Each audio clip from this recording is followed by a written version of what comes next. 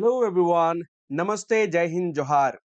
दोस्तों, 14th JPSC prelims का final answer की रिलीज हो चुका है और फाइनल आंसर की में देखेंगे तो कई सारे प्रश्नों के गलत उत्तर दिए गए हैं, जिसके परिणाम स्वरूप कई सारे अभ्यर्थी बाहर हो जाएंगे प्रीलिम्स से ही।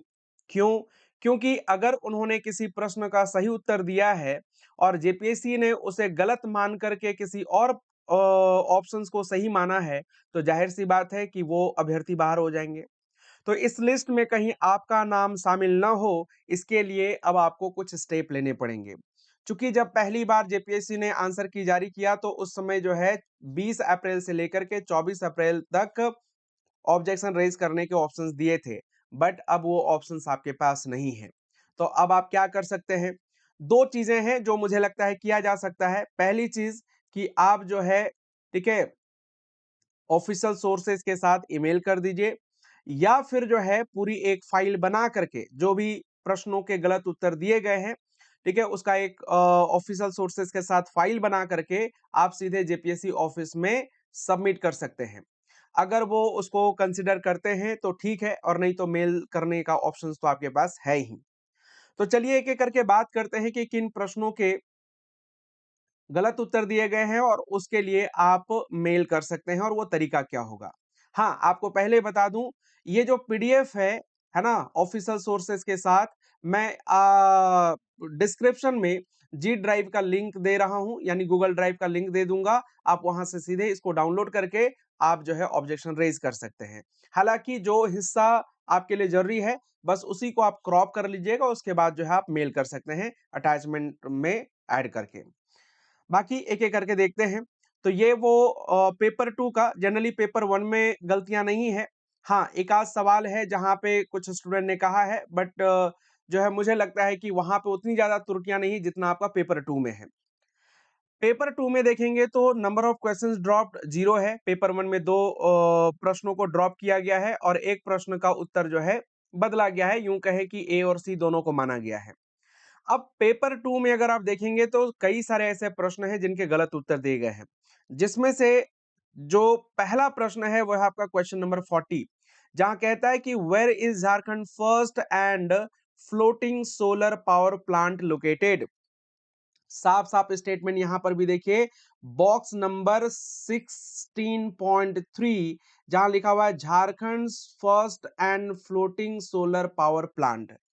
स्टेटमेंट में रत्ती भर का भी अंतर नहीं है, केवल यहाँ पे एक जो है आपका वेयर इज जोड़ दिया गया है और यहाँ पे लोकेटेड जोड़ दिया गया है। बाकी सारा चीज एज इट इज है। अब ये अगर आप देखेंगे कहां से हमने लिया है, तो ये लिया है आपका, ठीक है, finance.jharkhand.gov.in, जो कि है आपका Jharkhand economic survey 2023-24, page number अगर आप देखेंगे तो 470।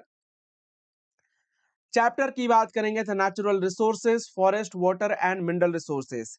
इसमें अगर आप देखेंगे तो जेपीएससी ने जो आंसर दिया है, जेपीएससी का आंसर है आपका रांची, जबकि आंसर क्या होना चाहिए? जमशेदपुर। अब इसमें क्या लिखा हुआ है थोड़ा सा मैं आपको दिखाना चाहूंगा।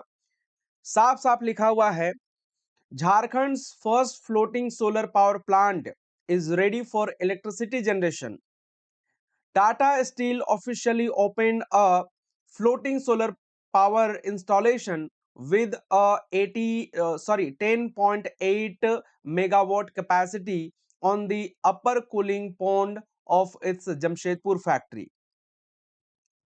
The plant has been built by Tata Power Renewable Energy for rupees 80 crores. Also, on September 15, 2023, the Central Electricity Authority chairman inaugurated the solar energy power generation plant installed at KTPS Area 1, operated by DVC. Notably, Jharkhand's first 10 megawatt solar facility is now under construction in Area 1, where 2 megawatt of electricity generation has begun following testing charge introduction. At an estimated cost of rupees 70 crore, it is being built on 50 acres.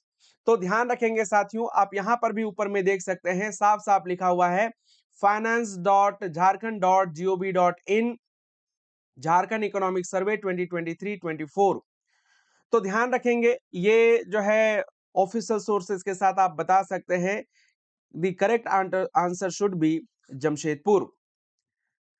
अगले प्रश्न की ओर आते हैं, प्रश्न संख्या 48 है। हाँ, एक चीज आपको मैं बताना भूल गया, ये कौन सा आपका, ये है आपका सेट ए,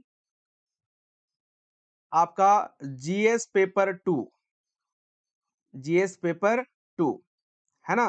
तो सेट ए में देखेंगे तो क्वेश्चन नंबर 40 में आपको ये देखने मिलेगा, और 48 में आप जाएंगे तो आपको मिलेगा according to the report of central pollution control board 2019-2021 on the basis of BOD which river is more polluted।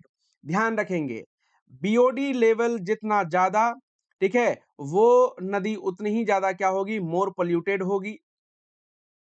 BOD level जितना कम, ठीक है, वह उतना ही लेस पोल्यूटेड होगी। ठीक है, ध्यान रख लीजिएगा। अब यह रिपोर्ट तैयार किया गया 2019-21 में, और पब्लिश हुआ कब आपका, 2022 में। तो list of 9 polluted river stretches identified in Jharkhand by CPCB यानी सेंट्रल पोल्यूशन कंट्रोल बोर्ड। अब अगर आप यहां पे देखिएगा तो सबसे ज्यादा बीओडी लेवल है किसका आपका, वो है हरमू नदी का, चूंकि यहां पे हरमू है नहीं। दूसरे नंबर पे देखेंगे तो वह है सुवर्णरेखा, और अगर हम दामोदर की बात करते हैं तो दामोदर का कितना है, 3.5, और खरकई की बात करते हैं तो खरकई का कितना है, खरकई का है 8.0, और जुमार की बात करते हैं तो जुमार का कितना है, 5.3। इसमें से अगर मैं बात करूं लेस पोल्यूटेड रिवर की, तो वो है आपका दामोदर, जबकि सुवर्णरेखा यहाँ पे क्या होनी चाहिए, सबसे ज्यादा पोल्यूटेड रिवर होनी चाहिए। बट जेपीएससी ने आंसर क्या दिया है, जेपीएससी का आंसर है आपका दामोदर। सो क्वेश्चन नंबर 48 का जो आंसर होना चाहिए वो सुवर्णरेखा रिवर होनी चाहिए, ध्यान रखेंगे। अगला प्रश्न है question number 70, set A, how many assembly seats of Orissa were won by Jharkhand party in the 1952 assembly elections.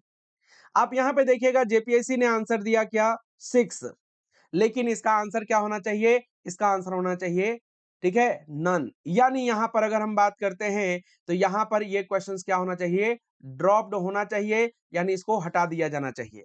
अब आपको बता रहा हूं क्यों। आप देखिए यहां पे है पॉलिटिकल पार्टीज, और यहां पे है सीट्स वोन, और यहां कंटेस्टेड, यानी कितनी सीटों पर इन्होंने चुनाव लड़ा और कितनी सीटें एक तरह से जीती, कितना जो है एक तरह से वोट परसेंटेज रहा है, ये सारा चीज आपको मिल जाएगा।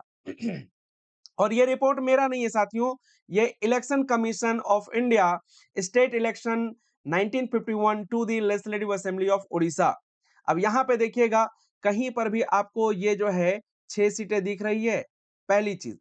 दूसरी चीज आप हमें बताइए कि कहीं पर भी क्या आपको झारखंड पार्टी का जिक्र देखने को मिल रहा है, आप कहेंगे नो। ठीक है, कहीं पर भी आप यहां पे देखिएगा झारखंड पार्टी का नामो निशान नहीं है।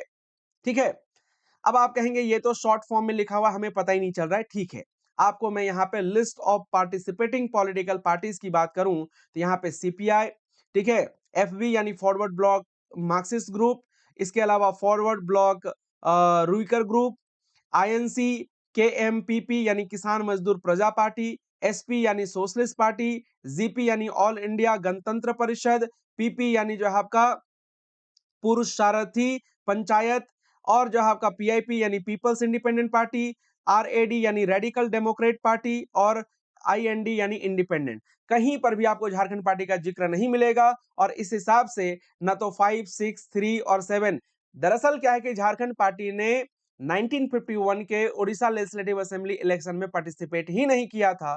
ठीक है, तो फिर जो है ये कैसे 6 आंसर हो जाएंगे, है ना। तो ये भी क्या होना चाहिए, ये क्वेश्चन ही ड्रॉप्ड होना चाहिए। वेल, अगले प्रश्न की ओर आते हैं। अगला है क्वेश्चन नंबर 80। ये कहता है कि who is the author of story Punakhor. Punakhor दरअसल एक किताब है, ठीक है।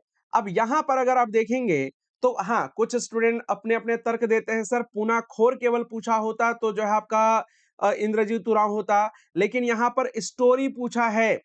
तो ध्यान रखेंगे साथियों, हर एक किताब किसी न किसी कैटेगरी में आती है, और ये पुनाखोर क्या है आपका एक कहानी किताब है। यहां पर आप देखिएगा ये जो बुक है ना, ओरिजिनल बुक, उसका जो है जो कवर पेज होता है ना, ये कवर पेज है साथियों, और वो भी जो है आपका कौन सा, फ्रंट वाला।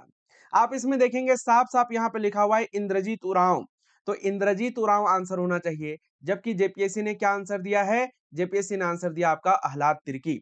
हालांकि जब पहली बार आंसर जारी किया था इन्होंने तो इंद्रजीत उरांव ही किया था, लेकिन फिर बाद में इन्होंने चेंज किया और फिर कर दिया आपका Ahlad Tirkey. So answer should be Indrajit Oraon.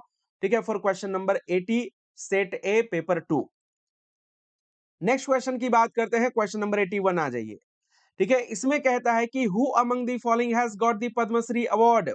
आप यहां पे देखिएगा साफ साफ, यहाँ पे ये है आपका डैशबोर्ड किसका, पद्मा अवार्ड्स .gov.in। आप खुद से भी सर्च कर सकते हैं। जब डैशबोर्ड पे क्लिक कीजिएगा ना तो आपको यहाँ पे सर्च करने का ऑप्शन मिलेगा। यहाँ सर्च करेंगे तो आपको जो है वो सारे नाम मिल जाएंगे जिनको अभी तक से पद्मा अवार्ड मिला हुआ है, चाहे वो भारत रत्न की बात करें, चाहे पद्म विभूषण की बात करें, चाहे पद्म भूषण की, या फिर पद्मश्री की।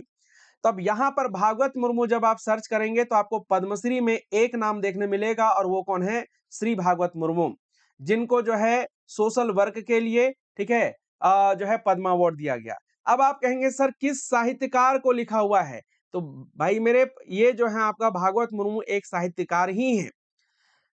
अब आप कहेंगे कि नहीं नहीं जो है आपका लोहरा उरांव होना चाहिए, क्योंकि जेपीएससी ने यही आंसर दिया है। ठीक है, अब आपको बता दूं, आप यहाँ पे लोहरा उरांव सर्च करके देखिए, सहदेव मरांडी सर्च करके देखिए, नारायण तिर्की सर्च करके देखिए, किसी का नाम आपको देखने को नहीं मिलेगा, बल्कि आपको मिलेगा कौन, Bhagwat Murmu. So question number 81 का आंसर क्या होना चाहिए, भागवत मुर्मू। हालांकि जेपीएससी ने पहले सही आंसर दिया था, लेकिन बाद में आंसर को चेंज करते हुए लोहरा उरांव किया है। आप समझ रहे हो कि इतने सारे प्रश्नों के अगर गलत उत्तर दिए जाएंगे तो कितने सारे कैंडिडेट बाहर हो जाएंगे जो जेन्युइनली उनका सिलेक्शन होने वाला था, है ना, प्री क्वालिफाई करने वाले थे। अब एक सवाल है कि who is author of Ravan Vadh. Ravan वध की बात करते हैं तो इसका जो सही उत्तर होना चाहिए वो चंद्रमोहन महतो। जेपीएससी ने शुरू में चंद्रमोहन महतो ही दिया आंसर, लेकिन बाद में आंसर को चेंज करते हुए क्या कर दिया, परमानंद महतो। अब आपको बताता हूं इसका आंसर क्या होना चाहिए, चंद्रमोहन महतो होना चाहिए। ठीक है, और जेपीएससी ने आंसर दिया क्या, परमानंद महतो। अब यहाँ पे देखिए बुक का नाम है रावण वध, जो कि पंचपरगनिया खंड का है। ये बुक का क्या है, कवर पेज है साथियों, है ना। अब इसमें आप देखेंगे ये भारत सरकार का लोगो भी लगा हुआ है। अब ये कहां से छपा है, तो दरअसल ये जनजातीय भाषा अकादमी बिहार सरकार रांची के द्वारा ये पब्लिश हुई है। और यहाँ पे डॉक्टर चंद्रमोहन महतो का नाम बड़े ही सुंदर अक्षरों में लिखा हुआ है, व्याख्याता यानी lecturer, PPK college Bundu Ranchi. तो ध्यान रखेंगे इस बुक के राइटर चंद्रमोहन महतो होंगे, न कि जो है परमानंद महतो। सो क्वेश्चन नंबर 83 का आंसर बी होना चाहिए। अगला सवाल है कि how many stories are there in the work of Nau Kaniko by Ramdayal Munda. तो जेपीएससी ने शुरू में आंसर दिया 7, लेकिन अब आंसर क्या कर दिए इन्होंने, इन्होंने कर दिया आपका 9। अब यहाँ पे देखेंगे ये जो है आपका उस किताब की कवर पेज है जिसमें किताब का टाइटल लिखा हुआ है आपका नवा कानिको, नवा का मतलब नया और कानिको मतलब कहानियां। अब यहाँ पे नीचे साफ साफ लिखा 7 नई कहानियां, कितनी, 7 नई कहानियां, कौन सी भाषा में, मुंडारी भाषा में। तो ये डॉक्टर रामदयाल मुंडा, अमिता मुंडा और नालिनी नाग के द्वारा लिखी गई, जो 2013 में पब्लिश हुआ। तो इसका आंसर क्या होना चाहिए, इसका आंसर होना चाहिए 7। जेपीएससी ने आंसर क्या दिया है आपका, जेपीएससी ने आंसर दिया है आपका 9। नाउ द नेक्स्ट क्वेश्चन है क्वेश्चन नंबर 86, और इसमें कहा गया कि the Chutia Ram temple was built in which year.